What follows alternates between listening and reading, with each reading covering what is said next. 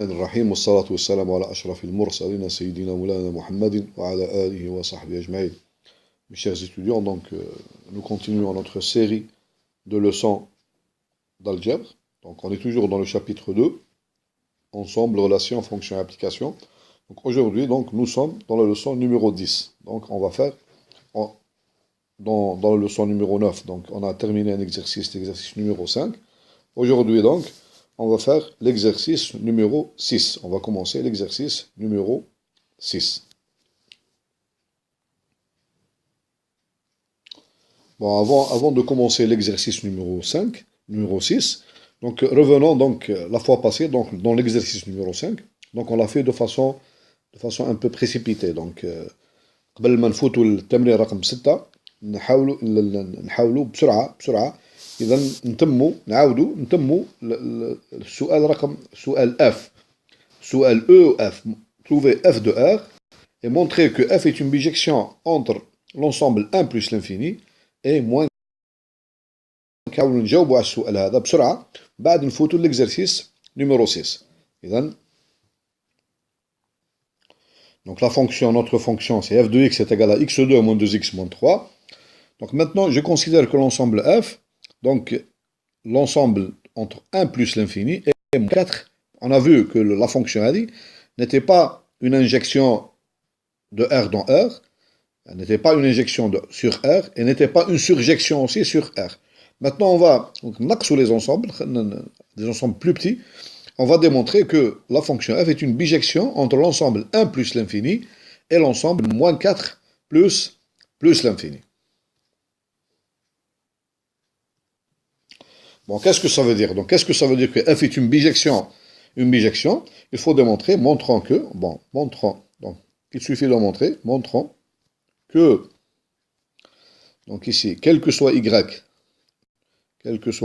appartenant à l'ensemble moins 4 plus l'infini. Moins 4 plus l'infini. L'équation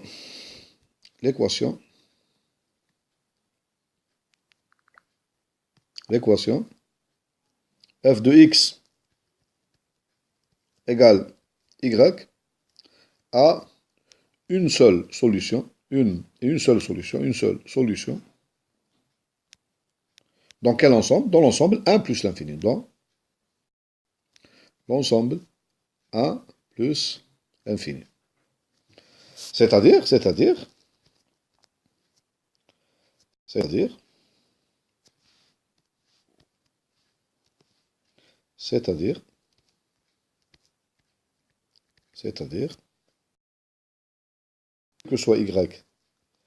quel que soit y appartenant à l'intervalle moins 4 plus l'infini, montrant qu'il existe donc un point d'exclamation, un seul, x appartenant à l'intervalle 1 plus l'infini, tel que l'équation f de x c'est quoi? C'est x2 moins 2x moins 2x moins 3 égale y a une seule solution dans l'intervalle c'est l'intervalle 1 plus l'infini. On va donc, ceci revient donc à résoudre cette équation. Voilà donc je prends y, n'oublions pas, il appartient à l'intervalle moins 4 plus l'infini, et je considère donc l'équation x2 moins 2x moins 3 égale y.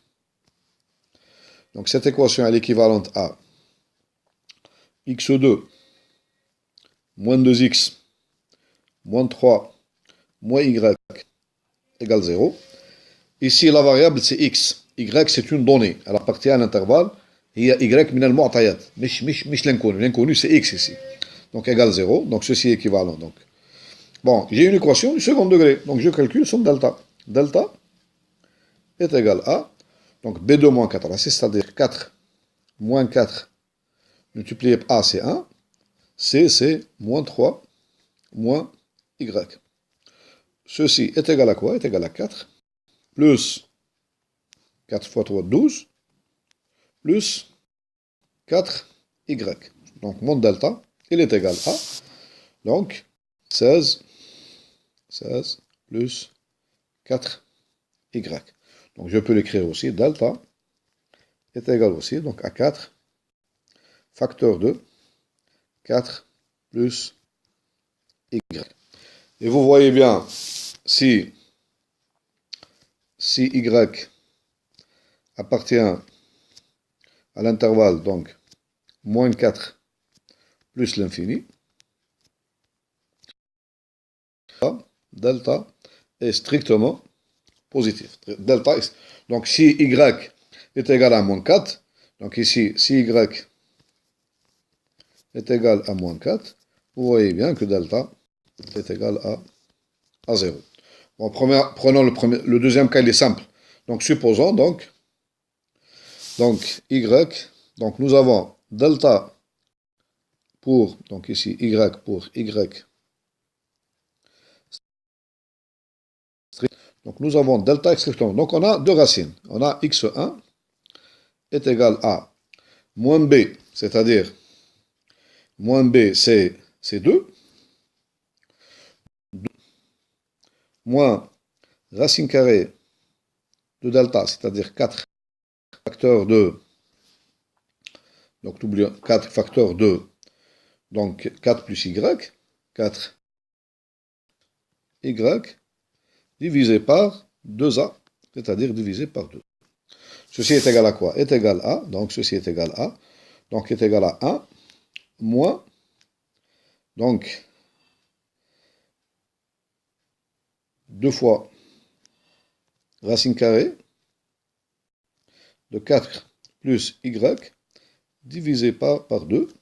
Nous avons x1, donc x1 est égal à, donc 1 moins racine carrée de 4 plus y.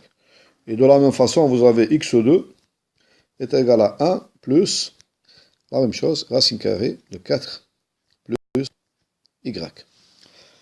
Regardons bien, nous avons y, il est strictement supérieur à moins 4, donc ça implique que racine carrée de 4 plus y est strictement,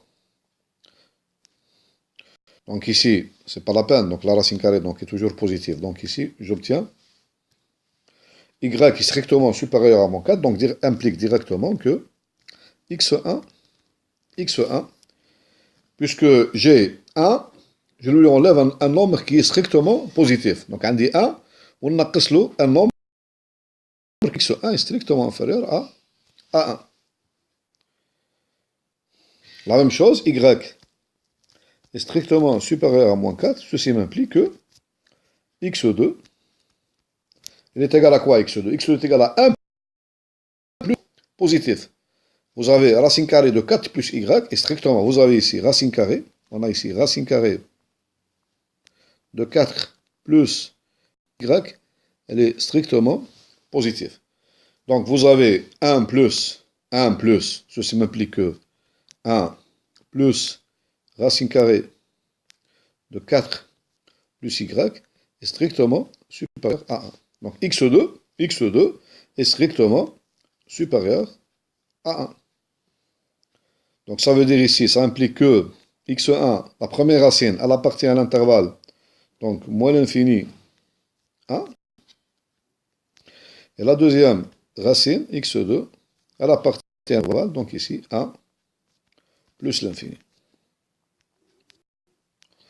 Ça veut dire quoi ça? Ça veut dire que notre équation, donc ceci m'implique que, ceci m'implique que, l'équation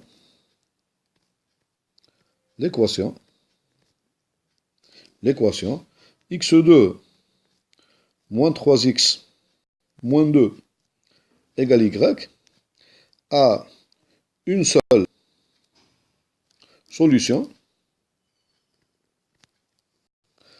dans l'intervalle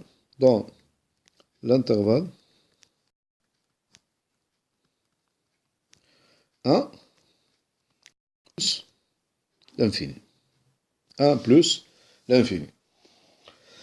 Maintenant, voilà ce qui m'implique, donc, puisqu'il y a une seule solution, donc f, donc f est une bijection, donc ici, quel que soit, pour tout y, pour tout y appartenant à l'intervalle, donc moins plus l'infini, donc l'équation x2 moins 3x moins 2 égale y a une seule solution de l'intervalle 1 plus l'infini. Donc f est une bijection, f est une bijection entre quel ensemble? Entre l'ensemble, donc en vérité, donc entre l'ensemble plus l'infini et l'ensemble moins 4 plus l'infini.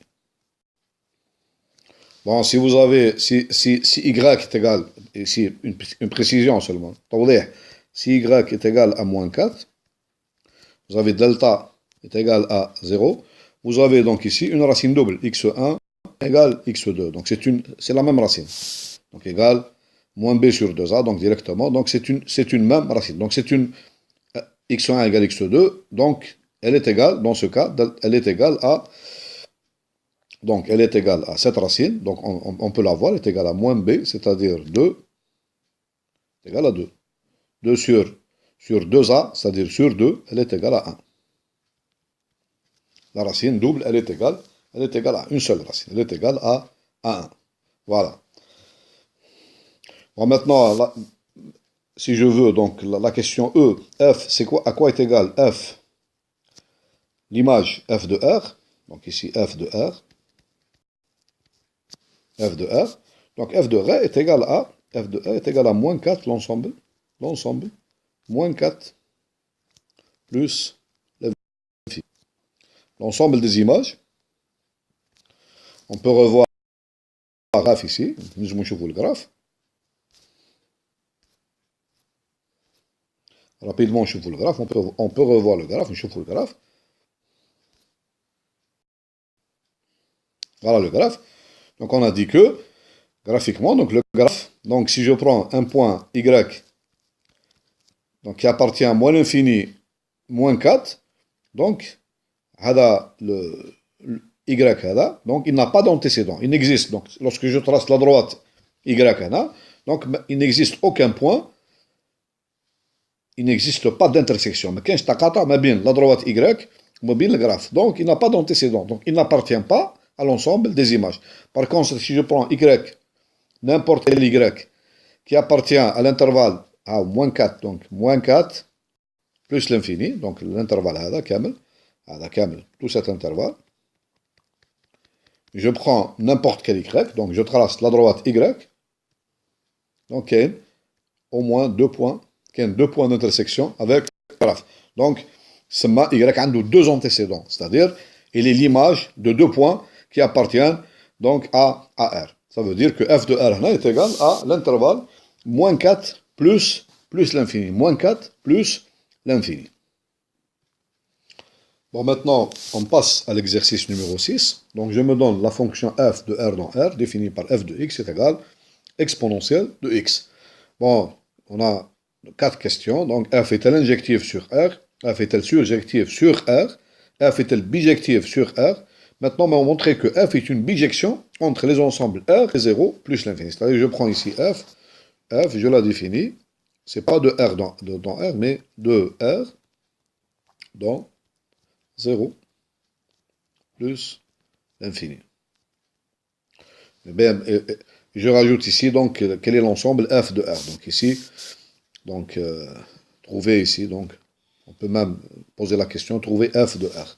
C'est quoi l'ensemble des images? Bon, rapidement, donc, on va répondre à la question A. Donc, je vais, donc, f est injective, f est injective sur R, si seulement si, par définition, si et seulement si, j'écris la définition rapidement, si, donc quel que soit, donc, quel que soit x, quel que soit x, quel que soit y, si x, ici appartenant donc, les deux, quel que soit x, quel que soit y, donc dans R, appartenant à R, donc ici R croix R,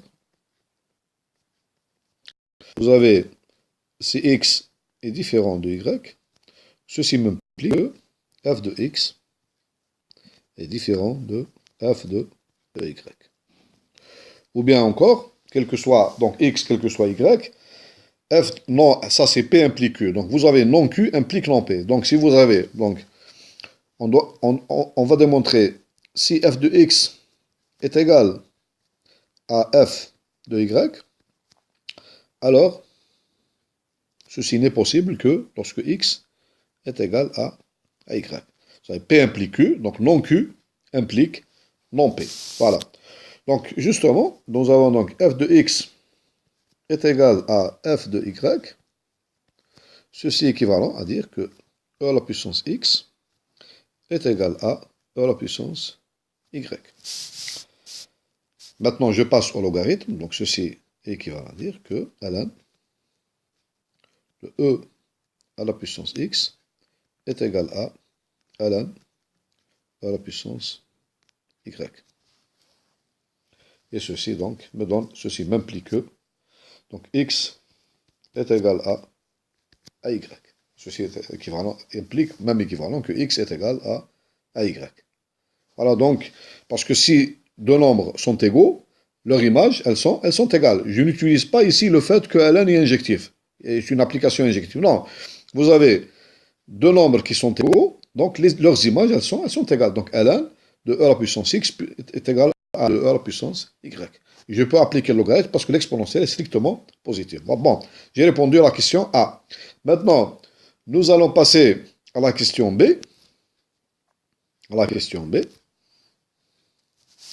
Est-ce que f, l'exponentielle, est-il surjectif f de x est égal à e à la puissance x. Donc, est-ce que cette application, elle est surjective sur R tout entier, Donc, je vais faire le graphe. Je vais faire le graphe de la fonction exponentielle. Et on voit graphiquement, parce qu'il faut commencer toujours par donc, faire un petit graphe, pour voir si notre fonction, elle est surjective. Et après, donc on va faire une démonstration. Donc vous avez la fonction x et y. Donc je vais dessiner le graphe de la fonction exponentielle. Donc c'est une fonction qui est comme ça.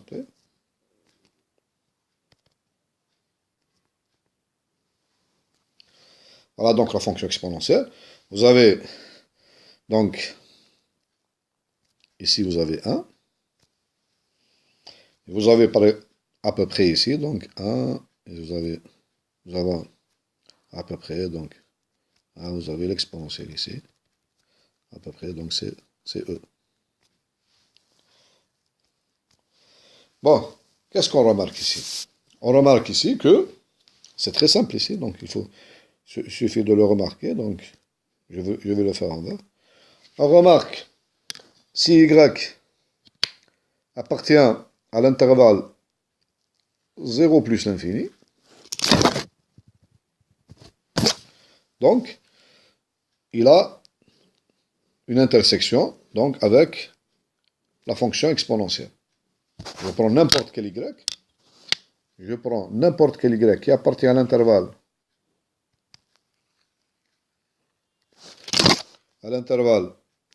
0, donc ici 0 plus l'infini. Donc vous voyez bien qu'il a un un seul point d'intersection avec l'axe des Y. Mais si je prends Y strictement plus petit que 0, même pour 0 aussi, même pour y égale 0, vous voyez bien que l'équation, donc, que la droite y, donc, n'a aucun point d'intersection, le graphe f de x égale e à la puissance x. Donc, graphiquement, on voit que la fonction f de x égale l'exponentielle n'est pas surjective sur R. Donc, on va l'écrire. F, la fonction f de x égale e à la puissance x, n'est pas surjective. N'est pas surjective.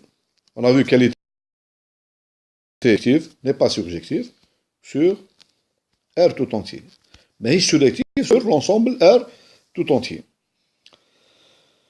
Elle est injective parce que si vous prenez deux éléments quelconques de R, elles ont deux images qui sont différentes. Ça c'est clair. Elle est injective graphiquement. Elle la fonction. Deux éléments quelconques, x1 ou x2 quelconque, puis R, vous voyez bien que les images elles sont différentes. Ah. L'image x1, on l'a fait donc les images, donc l'image l'image donc elles sont différentes. Donc elle est injective, mais elle n'est pas, la fonction exponentielle n'est pas surjective sur R. Puisqu'elle n'est pas surjective sur R, donc, petit c, f, la fonction f de x, bon, il faut démontrer d'abord. Donc il faut le démontrer d'abord. F de x n'est pas, on peut bijective, n'est pas bijective l'ensemble R. Parce qu'elle n'est pas surjective sur R. Bon, ici donc, on l'a fait graphiquement, graphiquement, mais il faut démontrer, il faut la démontrer donc analytiquement, il faut la démontrer algébriquement. Donc je vais démontrer, démontrant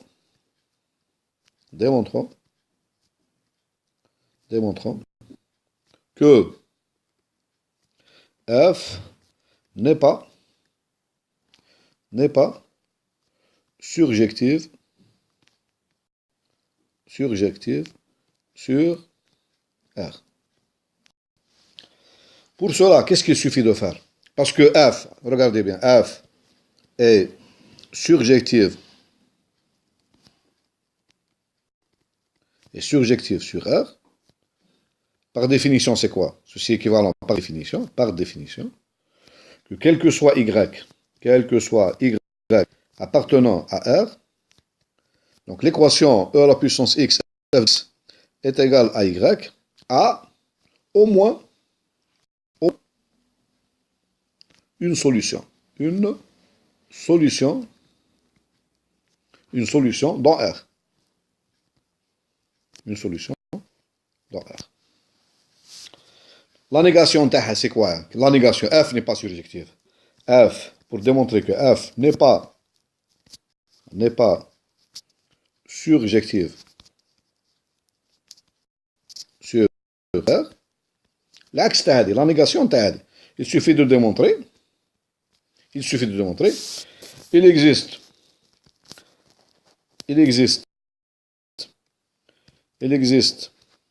je vais le trouver ça, au moins un y0 appartenant à R, tel que l'équation e à la puissance x égale y0 n'a pas de solution. N'a pas de solution. N'a pas de solution dans R. Alors, graphiquement, comment je prends y0? Il suffit de prendre y0 égale n'importe quel point négatif. Par exemple, choisissons, en effet,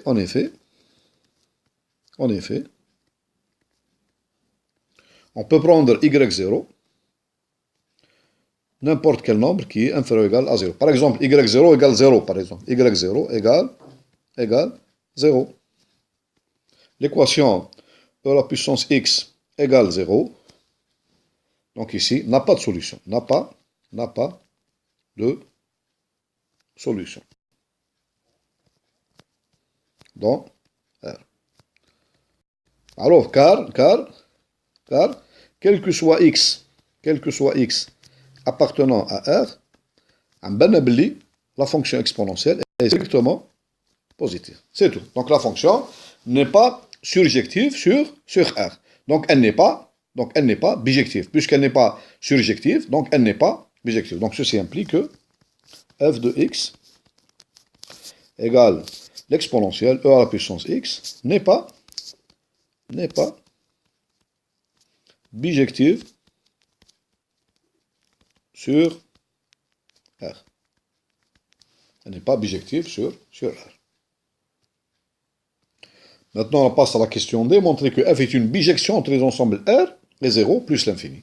La question est match entre R et R, c'est entre R et 0 plus l'infini. Donc, il suffit de démontrer quoi? Donc, on va l'écrire.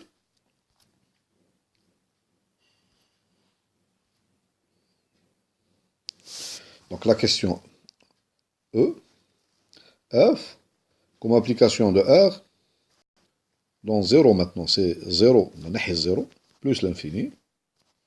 Bien sûr, la fonction est f de x égale e à la puissance x. Démontré, donc c'est une bijection. Bon, barhanna déjà, f, la question A, f est une injection. Elle est injective. C'est une injection sur l'ensemble, sur une injection sur R tout entier. Donc, F est injective, on l'a démontré, donc sur R, donc, puisque entre R et 0 plus l'infini. Donc, ça, on l'a fait dans la question A. Montrons maintenant, allez, je trouve bijective, donc montrons que F est surjective sur R, mais on va démontrer qu'elle est surjective sur l'ensemble d'arrivées. C'est quoi? C'est 0 plus l'infini. En effet, prenons soit y, ok, مش في R, في l'intervalle 0 plus l'infini. Et on va résoudre l'équation. Donc, on a l'équation f de x égale y. Est-ce que l'équation a une solution, au moins une solution dans R? Donc, ceci est équivalent à quoi? À e à la puissance x est égal à y. Maintenant, puisque y est positif, strictement positif, donc je peux passer au logarithme. Donc, ceci est équivalent à dire que log de e à la puissance x est égal à, donc ici, ln de y. C'est-à-dire x est égal à, donc ln de y. Et donc vous avez bien une solution, il existe une solution qui appartient à R. Donc ça veut dire que l'équation, pour tout y appartenant à 0 plus l'infini, l'équation f de x, y a au moins, en vérité c'est une seule solution ici, mais on a au moins une solution. Ceci implique que f est surjective sur l'intervalle 0 plus l'infini. Donc injective et surjective, donc ceci m'implique que f est une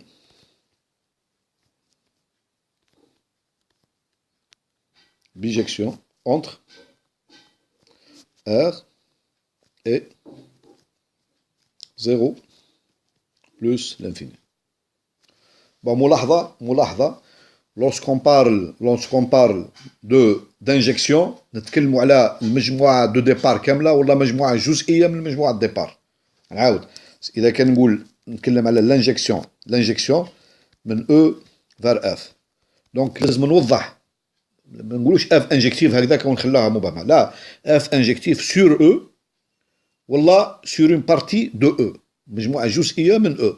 parce que تقدر تكون F ماهيش injective sur E بصح elle est injective sur مجموعة جزئية من E. c'est possible هذا. bon. maintenant كي نتكلم على لا سورجيكتيفيتي نتكلم على مجموعة الوصول. لا سورجيكتيفيتي مش في مجموعة الديبار. في مجموعة الوصول اف سورجيكتيف سور اف. لازم نقول الثانية وين مجموعة نتكلم على لا سورجيكتيفيتي سور اف، ولا في مجموعة جزئية من اف كما في الكان تاعنا درك. لا فونكسيون اكسبونونسيال ني با سورجيكتيف سور ار توت اونتيي، بصح elle est سورجيكتيف سور 0 بلس لانفيني. ولما نتكلم على البيجيكسيون يلفو نحدد في زوز، مجموعة الديبار ومجموعة لاريفي. لا بيجيكسيون ما بين اي مجموعة واي مجموعة. المجموعة اللي نتكلم عليها في الديبار سوا لونسومبل كامل، لونسومبل ديبار كامل، ولا جزء منه، ولونسومبل داريفي دونك سوا لونسومبل كامل ولا جزء منه. دونك كي تقول بيجيكسيون برك هكذاك وتخليها مبهمة ما عندهاش سونس. كي تقول فونكسيون انجيكتيف ديريكتومون سا نا با دو سونس. كي تقول مجموعة سورجيكتيف ديريكتومون لازم توضح لونسومبل المجموعة وين لا فونكسيون اي انجيكتيف. بيان سور تلاحظوا مليح باللي تعود اف انجيكتيف في مجموعة وتهز اي مجموعة في وسطها تلقاها اوسي انجيكتيف. لا ميم شوز سي لا فونكسيون اف سورجيكتيف سور ان انسومبل ونهز مجموعة جزئية من لونسومبل هذا راح تكون اف اوسي سورجيكتيف. بصح ممكن تكون لونسومبل لا فونكسيون انجيكتيف في ان انسومبل ونكبر من بعد لونسومبل تولي تفقد الانجكتيفيتي تاعها. لا ميم شوز تكون سورجيكتيف سور ان انسومبل كيما هنا 0 بلس لانفيني، واذا كان كبرت المجموعه تقدر تفقد الخاصيه نتاع سورجيكتيف. فوالا.